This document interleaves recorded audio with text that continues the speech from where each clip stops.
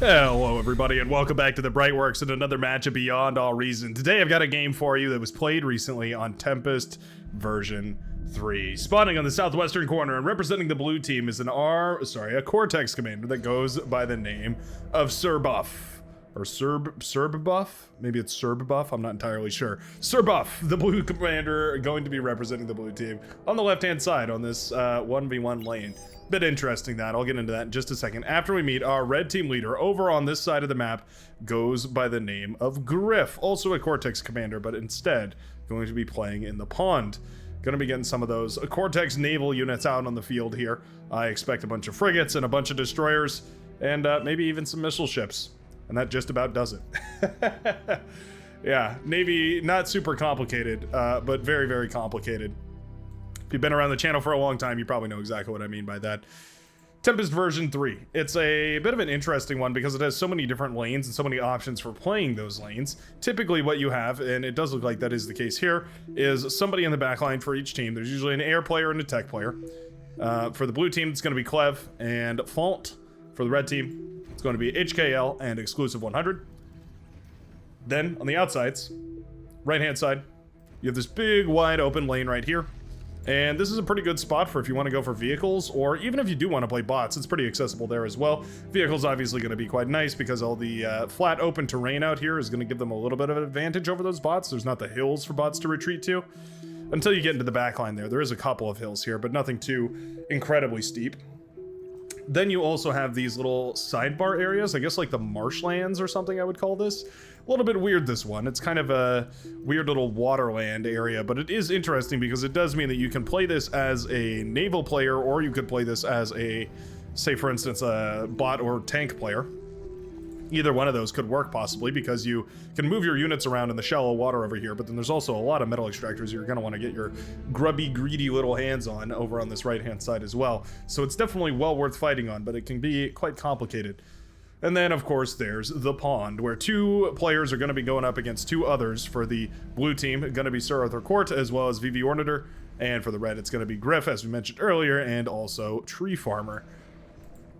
Now, the naval players have a lot of work to do in this map. I do feel like, we do have some aggression over on the right-hand side, by the way. I feel like the naval players definitely have a huge responsibility here to not only win their lane out in the middle of the map here, but also to try and contest these sides over here, right? So they can push on either of these sides. They can, that was a terrible arrow. They can push on all these sides to try and apply pressure over here, but also if anybody tries to run by with tanks or bots or anything like that over on that side, catching them with frigates is going to be quite efficient. You'll be able to trade out those units quite powerfully.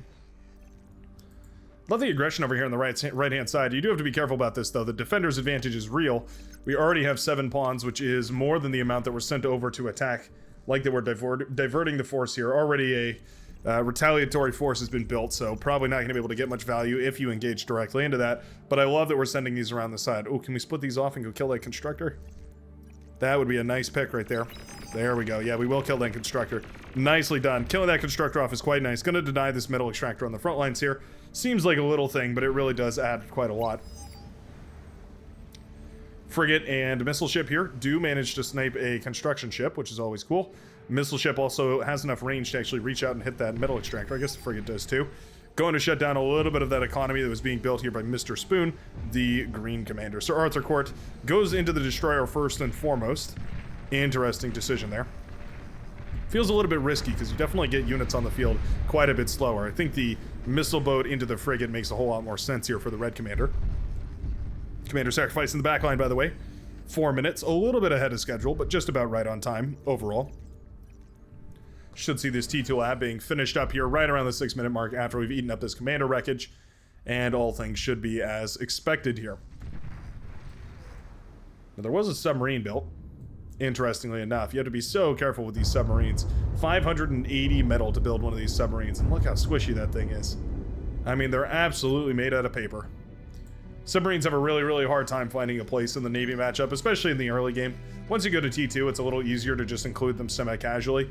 But especially in the early game, it can be really difficult to find where to use those submarines, because obviously you need them if you want to target down the metal extractors here. It's either submarines or destroyers, and that's a very expensive choice to make, especially for Cortex, who has to make a choice between 960 metal or 580 metal. Losing that destroyer right there, not very pretty either, by the way. I guess we traded the frigate and the missile ship, though, so maybe it was a fair trade. Interestingly, Tree Farmer has decided to just take this metal over here, gonna claim these metal extractors, and then use those metal extractors to actually fund quite a bit more ships over here to actually contest all this. I think that's a great idea. We all know just how powerful those ships can be, especially when they're going up against land-based units, so I actually like that quite a bit. A lot of the frigates are going to be able to traverse over here. At least I do believe. I think it's shallow enough that the destroyers and some of the bigger T2 ships can't really move around over there, but I think a lot of the lighter T1 ships are actually able to move around in this area. Frigate in the backline right here, taking out some wind turbines. Gonna sneak into the backline right now of VV Ornator, who is pumping out a destroyer as we speak. Not quite out yet. Build power goes down right there. That definitely hurts. Frigate gonna pop the energy converter as well, shutting down a little bit more of that economy. Shurikens eventually pulled to deal with this, and I think that's a great idea. Paralyzing that frigate so no further damage can be done, and eventually it will be going down. Shurikens can be absolutely terrible if you're going against a Navy player. The Shurikens can be, well, bad for whoever is shurikened. They can be extremely effective at shutting down a lot of these boats. I think they're probably one of my favorite ways to upset a naval battle that is otherwise a stalemate, just because you can launch about 50 of them and paralyze an entire fleet, and then suddenly you've got a massive metal advantage. You have to be prepared for that sort of play, though, so it takes quite a bit of teamwork. We'll see how these guys do about that this game. T2 Lab up and running right now for the Purple Commander. If you ever see somebody saying that they're open, it means that they're ready to sell you some T2 constructors, so if you send them a little bit of metal, hopefully what that means is that they'll go ahead and build you a T2 constructor. Sometimes it's fast, sometimes it's slow. You get what you get. Achilles MSG going to be holding this line over here up against Yowie Fan 69 and AJ Max 888, both of which going to be playing on this front line here. We do have shell shockers and, well, a bunch of vehicles. That pawn was doing push-ups right there. A big mix of units is what I'm trying to point out here. Looks like Achilles MSG, yeah, asking for some help here from E-Game. And I think he's right to do so. I feel like the Powder Blue Commander should definitely be trying to either run some units by here in this massive wide open chasm. I mean, you can imagine units could sneak around in any direction over here. Otherwise, you could at the very least apply some pressure to the side of this dimension. Try and push forward on both of these fronts right here. Squeeze them back into this corner, and then eventually you box them into a kill zone. Certainly a possible option. Shurikens out here, try and catch this destroyer. If we could catch this destroyer for real, I think this would look fabulous, but unfortunately there's no units here to take advantage of this, so this is kind of just wasted Shuriken power, I would say. Mr. Spoon is building a fabulous vehicle composition here. Denying the heavy laser tower. Definitely fair enough. Those heavy laser towers can be quite a nuisance to deal with. Not so bad of a nuisance as long as we're playing vehicles here, but especially if you're going to plan to go into bots at any point. Yeah, those heavy laser towers can quite effectively zone you out of an area. Using missile trucks all over the place here today. I've been surprised by that, actually. Missile trucks, once upon a time, were essentially the only unit you needed. They were very, very dominative. They absolutely made they had no equal on the ladder. Just about every game featured about 400 missile trucks. Nowadays, they're a lot less popular. They got nerfed quite significantly. They're just not nearly as good as they once used to be. Maybe that's a bit of a bummer, but it definitely made the meta a little more diverse, which was always cool. Made things a little bit more interesting to watch at the very least. It's always interesting to see how the meta shifts from the very, very top of the ladder versus the kind of, you know, my and your level. These guys are a little higher up, though. We have 30 true skill and 30 true skill leading each team here, and then it descends as we go down the line here. Fairly balanced game, actually, as I look across the true skill values over here, as well as the chevron counts. A little bit more experience behind the blue team, but overall, I would say probably a fairly even match. Always good. Sometimes those uneven matches are fun to watch, but oftentimes they can be a little bit easy to predict, right? I like to root for an underdog, though, so I'm always a fan of watching them regardless. And this Destroyer Navy right now looks fabulous. Yeah, I gotta say, we're even pulling back the injured destroyers over here to try and keep them alive.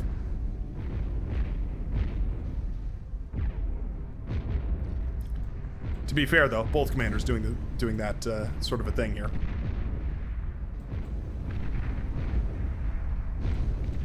Yeah, the commander healing that destroyer. Hard to punch through. Gonna need the firepower of basically every destroyer if we want to. One of them has gone down, but still there are more to come. Just mass destroyer production. I don't hate it, but it is quite slow. And if you lose, you know, 1, 2, or 3 of those, it can be a really big problem. Suddenly you've gotten yourself in a terrible, terrible position. And you put your enemy in a fabulous position, which is not just as bad, but even worse. Big old medium tank pull over here. Yeah, this is fabulous. This is really fabulous. Medium tanks coming on through. Absolutely nothing to stop these right now. There's a couple of medium tanks that are coming up as reinforcements from the pink player over here, Mini B2277. But they're not really in position. Yeah, these medium tanks are going to head straight into the backline right here. This is a really fabulous pull. We do have a Cortex commander in the back. We could certainly see 10, 15 Shuriken pumped out by the time those medium tanks get anywhere important. Paralyze a lot of those before they manage to do any real damage. Yellow commander using this fabulous navy to push forward over here. I really like this play. Yeah, relinquishing control over this to the navy player here, and then basically just saying, hey, if you're gonna push forward, I'm gonna make you fight my navy units with your land-based units, and that's never a fun time. Tree farmer in a little bit of trouble over here, and then also, of course, that means you get a 2v2 over on this right-hand side. Medium tanks have finally hit the base for the first time here. Enough medium tanks from the hot pink player have actually been produced here. I think we're gonna clean this up eventually. Oh no, don't go up the hill. I think you go directly into the base over here. Relieve all the pressure from the front lines, right? Not sure I 100% appreciate this play. Yeah, medium tanks, I mean, they're going up this hill, which is so difficult for them to climb up here.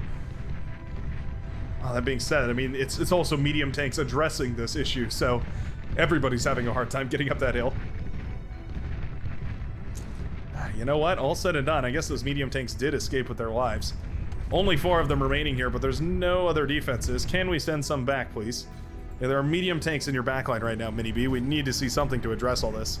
It's not like they're unscouted here. These definitely have been tearing apart economy for a good long while at this point, so the powder pink commander, there we go. A little bit of a tongue twister there. I've been casting videos all day long. Powder pink commander, Mini B, has definitely had an opportunity to address this, but just keeps sending medium tanks forward here. Yikes. Tunnel vision, man. It gets to the very best of us, but it is important. Remembering to zoom out every once in a while and take a look at the mini-map catches me just as often as anybody else, so, you know, take it with a grain of salt. Much easier said than done. And obviously we also have spectator vision, right? We can see the whole battlefield in all of its glory. These guys only have their own line of sight. Tricky to make that judgment call. Oh, wow. You know what? A fabulous series of plays over here. The little gunboats assisting the destroyers over here, giving them perfect vision to fire away, but also activating that flanking damage bonus here. Yeah, really nicely done. Suddenly, a whole bunch of the boats for the Seafoam Green Commander have gone down. He's got a bunch of low-health destroyers. We're going to need to see those repaired up here. I think the biggest difference is the fact that we had the commander on the front building all this, as opposed to the commander in the backline helping build these destroyers. The commander in the backline wasn't really doing all too much, because as you can see, this lab can almost spend, in fact, it can spend all of the metal here of this player, 15 metal per second out of 12 per second coming in, without even needing any build power in the backline. Interesting. It's one of those weird things about navies. You just really don't need those. You don't need those construction turrets until you get into the late game and you need to build, say for instance, some of those really expensive T2 ones, and you have a fabulous economy. For the early game like this, just a construction turret or two, maybe even just a single construction boat can easily keep your entire navy alive, or can keep your production alive. Meanwhile, on the other side of the map, those medium tanks have done quite a lot of damage. Managed to take out a significant portion of Mini B's base. I like this play right here from Indead, who has actually got a lot of medium tanks themselves, and is going to start pushing forward here. They shut down all of the remainder missile trucks that were essentially left unaccompanied by any of the forces from the Green Commander. Oh, but we did pay for it with a T2 transition. Interesting. Okay, so I guess the Green Commander here, Mr. Spoon, recognized this and said, hey, I've actually done enough damage that I can afford to go for a T2, even if it means losing a whole bunch of ground here. Decided to go for those lightning tanks, which I think is a fabulous idea here. They're going to be fast enough to keep up with the medium tanks. They also do enough damage to really shut them down quite quickly. And just like that, you can see these lightning tanks have actually repelled this counterattack quite nicely here. Really, really stunning stuff from the Green Commander. I love to see that. An excellent, excellent response to this counter-aggression over here. Going to mean that the Green Commander now has a T2 transition that is fully completed, as well as a pressing advantage right now. Certainly, Senior Buff should be moving forward right now. Absolutely no reason why the Blue Commander shouldn't be applying super, super heavy pressure right now because, well, your entire opponent gets eliminated. You might as well go kill their base or kill their commander or kill whatever you can of that color right now. Anything in Mini B's color should be being targeted down by the Blue Commander right now. A little bit more passive than I'd like to see here. We've got a lot of static defenses as well. Time to start tearing those down in this front line once you're ready to start making your transition to T2. Oh, this little explosion right there blows up all those units. Very nice indeed. VV Ornit are a little scared to have the commander on the front line here just because there's so many destroyers out. I think that's probably fair.